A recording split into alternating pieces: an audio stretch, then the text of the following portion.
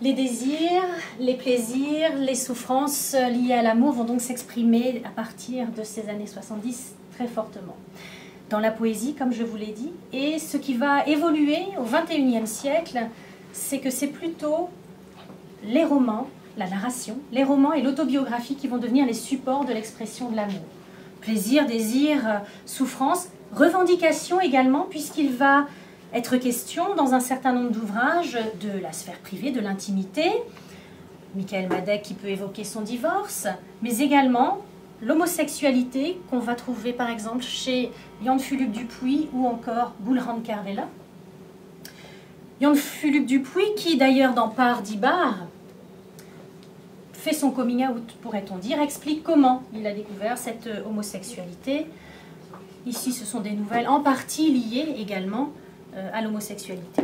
Ici, avec Gulrand Kervella, c'est encore une autre approche. Il s'agit de raconter une histoire d'amour entre deux hommes, mais au début du XXe siècle, au retour de la Grande Guerre. Donc c'est le fait de mettre aussi en perspective dans l'histoire de ces pratiques sexuelles ou amoureuses qui compte ici, je pense, aussi. Donc c'est encore une autre perspective.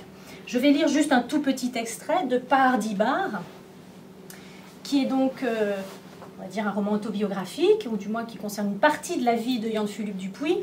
Par d'Ibar, pareil, pas pareil, avec sans doute aussi ce jeu de mots sur par, mâle, par rapport à paresse, femelle, par d'Ibar, non mâle.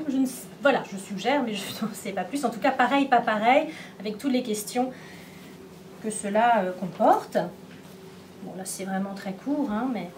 Disavel kren ne wa Eric Diuzin, en guzudawien, arpezaz lefebe agredin pela adjutan.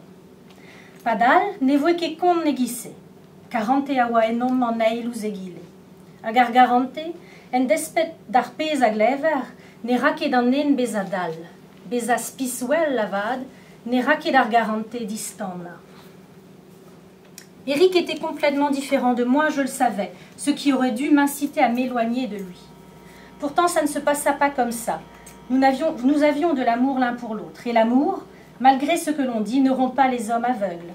Être clairvoyant ne diminue toutefois pas l'amour.